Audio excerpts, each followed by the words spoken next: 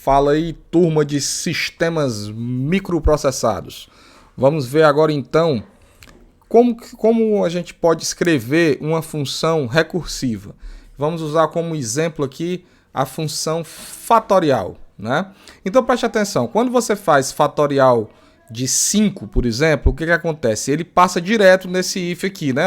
5 menor ou igual a 1, não. Então ele vai para o else. Aí ele faz o quê? 5 vezes fatorial de 4. Esse fatorial de 4, ele chega aqui nesse if e passa direto. E vem para cá. Então ele já pega e faz o quê? O 4 vezes o fatorial de 3. Quando ele entra aqui com... E esse fatorial de 3, quando ele vai ser executado aqui, ele também ainda não entra, né? E vai fazer o que aqui? 3 vezes fatorial de 2. Quando ele chega aqui com 2, ele também não entra nesse if aqui, né? Aí ele vem para cá. Vai para cá e vai fazer 2 vezes o fatorial de 1. Quando chega aqui no fatorial de 1, opa, n é menor ou igual a 1. Então ele retorna 1.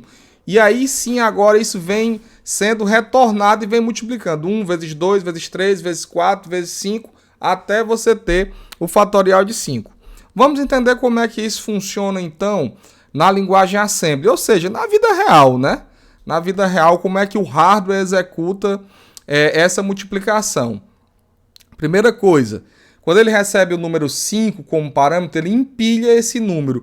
Por que ele empilha esse número? Porque ele sabe que ele vai se chamar, né? Essa função é uma função que ela vai chamar a si próprio e vai sobrescrever esse parâmetro. Então ela empilha esse parâmetro, né? Empilha o número 5, tá? Empilha também o endereço de retorno, afinal ela é uma função non-leaf, a gente já explicou isso na videoaula passada, e vem fazer essa comparação aqui entre R0 e 2, né?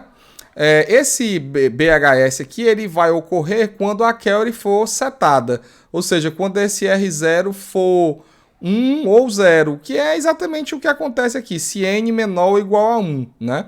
Então, quando eu fizer 5, né, quando eu entrar com fatorial de 5, esse 5 vai ser empilhado, guardado na pilha e vai para o else. Ó. O else vai acontecer, né?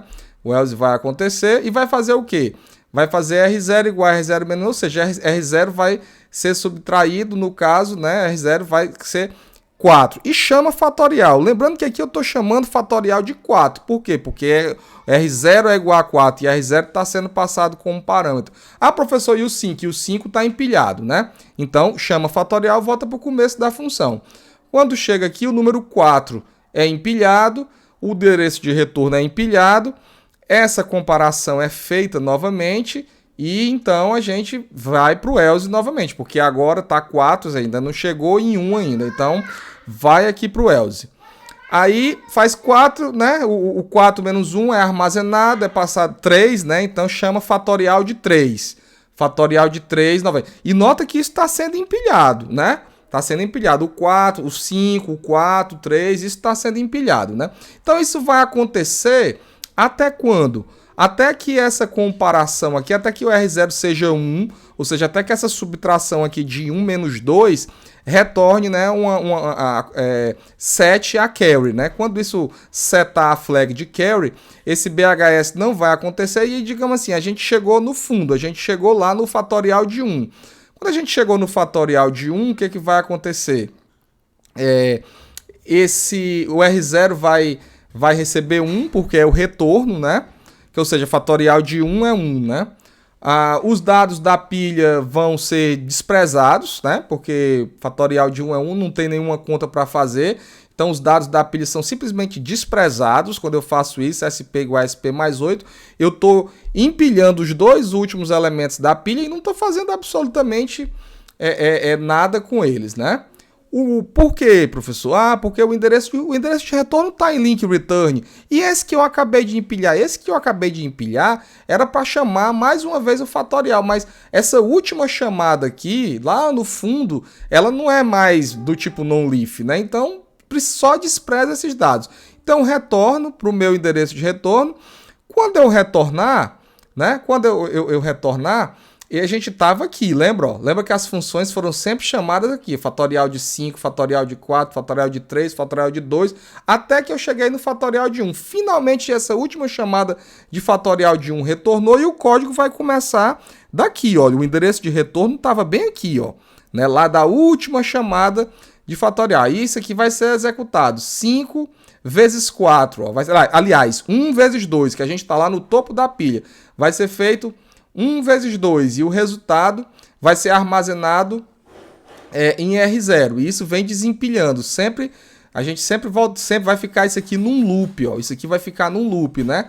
Fazendo 1 vezes 2 vezes 3 vezes 4 vezes 5 até a última chamada, né? Até a última chamada que seria o fatorial de 5, e aí vai retornar o fatorial de 5 aqui quando todas as multiplicações, quando tudo for desempilhado e for concluído, né? Quando a gente olha aqui para a pilha, né, o que vai acontecer? Justamente isso que eu falei para vocês, ó. A cada chamada vai sendo empilhado, olha. Aqui ele deu um exemplo de fatorial de 3, então foi empilhado o número 3 e o endereço de retorno. Foi empilhado o número 2 e o endereço de retorno, né? O número 1, né? E o endereço de retorno que foi desprezado, como eu expliquei para vocês, né? E aí ele vai retornando e fazendo as multiplicações, olha, 2 vezes 1, 3 vezes 2, até que o resultado é 6, e aí a última função é concluída, né? Precisa entender, né, que nesse caso aqui, a função fatorial, ela tanto é chamada como ela é chamadora, né? Então, por isso que ela salva aí o registrador R0, né?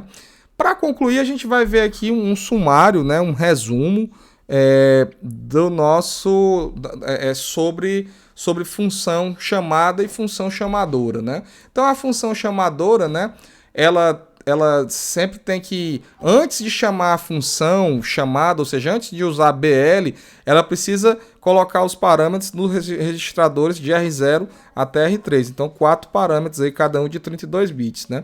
Ela precisa salvar registradores que ela esteja usando, né?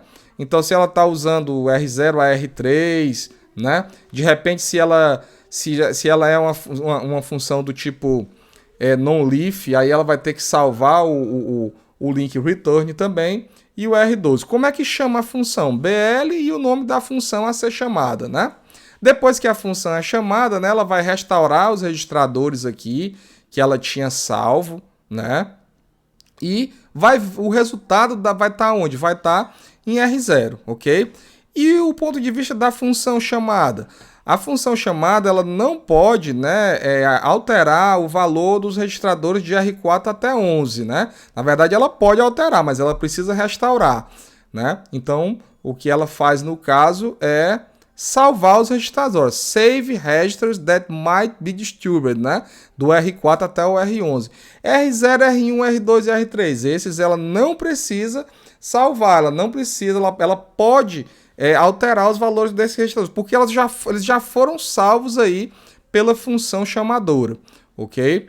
Então ele realiza a função, o resultado, né, o valor a ser retornado ele coloca em R0, então ele restaura, né, aqui os registradores, né, de R4 até R11 que ele tenha usado, né, ele já salvou aqui com push, aqui ele restaura com pop, ou com str e LDR, e finalmente ele faz o return, né, ele altera o program counter, né, para receber o link return. Então aqui, pessoal, é só um resumo final, né. Eu fiz algumas correções aqui. Esse slide ele continha alguns erros, né? O slide 119, então eu carreguei um PPT e um PDF novos aí no Siga, tá? Para deixar isso aqui certinho, né? O livro de vocês está correto, viu? O que estava errado era só o slide mesmo, né? Então não há mesmo com o que se preocupar, que o material de vocês agora tá todo certinho, ok? Então, a gente vai daqui a pouco voltar aí, continuando a arquitetura aí. Basicamente, o que nós tínhamos para aprender de linguagem Assembly já foi passado aí tudo para vocês, ok? Então, agora a gente vai aprender nas próximas aulas como codificar instruções, né? Um forte abraço para vocês. Fiquem com Deus.